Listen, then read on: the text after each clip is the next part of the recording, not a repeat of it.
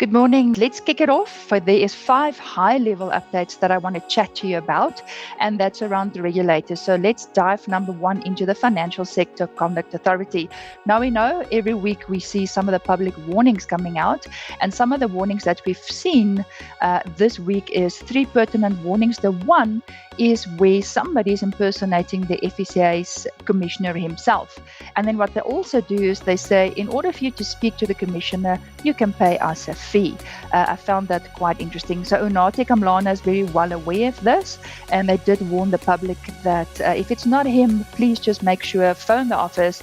It's not Unati, it's deepfake. Then also there was a warning that came out where we have people impersonating 2 financial services providers. The one is Alpha Wealth and the other one is Ascor Independent Wealth Managers. The one thing where I want to compliment Boto Furini's team is they picked this up themselves. And how did they pick up is the question, and we all need to learn from that. Even the FPI, we have people impersonating FPI. I actually found it on a horoscope the one day where on a horoscope we have Meltwater, which is a PR listening tool, and that tool said that the Financial Planning Institute was mentioned in a horoscope somewhere in the world where the FBI quoted some stats in a report that we have never done. So what you do is you go to the World Wide Web and you take your FSB's name and you search and you make sure that there isn't somebody that stole your name, because that's the method behind it. They steal your name, and then most of the platforms, the likely one that they use is Telegram. So always quality assure your own FSB to make sure nobody stole your name.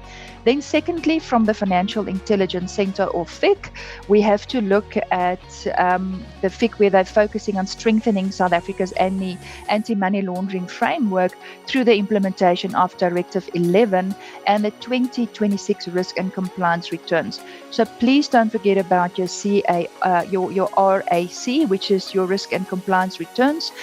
Some of the submissions are due the 30th of June, and then while others have until the 31st of July to submit it. Please do not miss these deadlines. And also what FIC is doing, as most of the regulators are doing, it's no longer just simply submitting your compliance documentation. It's actually about how you demonstrate risk management and compliance programs within your financial institution. So please do not miss those deadlines. Then from National Treasury, we had a lot of interaction with National Treasury as the Financial Planning Institute, CISA, FIA, and a few other professional bodies like SAIS was online there as well, which is South African Institute for Stock Markets, where we looked at the national risk rating for South Africa. So we robustly interacted with National Treasury, the Financial Sector Conduct Authority, and FIC, where we are establishing what is South Africa's national risk rating, because feedback from South Africa is due to the Financial Action Task Force on the 27th of July. And I have to compliment the regulators to get such a big group together on such notice, and the robust discussion we had as industry. South Africa was very well organized. Well done to the regulators. Then quickly, information regulator and CFP powered by BizPortal.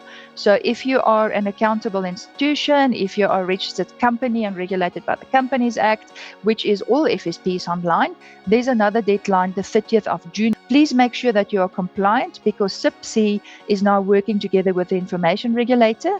You'll even see how the CFP portal has been updated to link it directly with the information regulator. So what is due? You have to have noted who your information officer is, your deputy information officer, and or the person in the admin office that's helping you.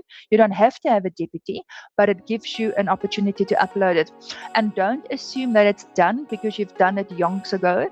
There was changes on the system, and FPI did our changes, but because there was changes, our record actually fell off. So we had to go in and re-register all the relevant deputy officers. And you also have to submit your PIA report. It's very quick. You go in there, you do your PIA report. It's a questionnaire.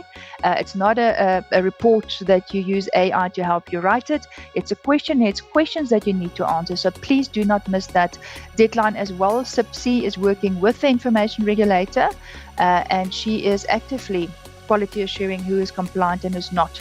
Then finally, from my side, everybody online is the Financial Planning Standards Board. They have released an AI practice standards or practice guideline, and that is the use of AI and the ethical use of AI for financial planners.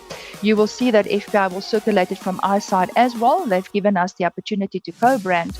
And from an international point of view, I sit on the regulatory engagement group, where we then also worked with the standard before it was actually published. So I'm super excited about the Financial Planning Standards Board AI practice guidance note that came out. And then in closing, from the Financial Planning Institute side, we have our AI and ethics session coming up on the 23rd of July. Please register. So what we will cover from an ethics point of view is issues around AML, the use of AI, and also the ethical use of AI, and so much more. So please register. And then also women in financial planning, please register for our session in August. You'll see the invites going out, and that is a session for professional members of FPI. So if you're an RFP, FSA, or certified financial planner, CFP, please register for that event. And then from my side, look after yourselves. Blessings and goodbye.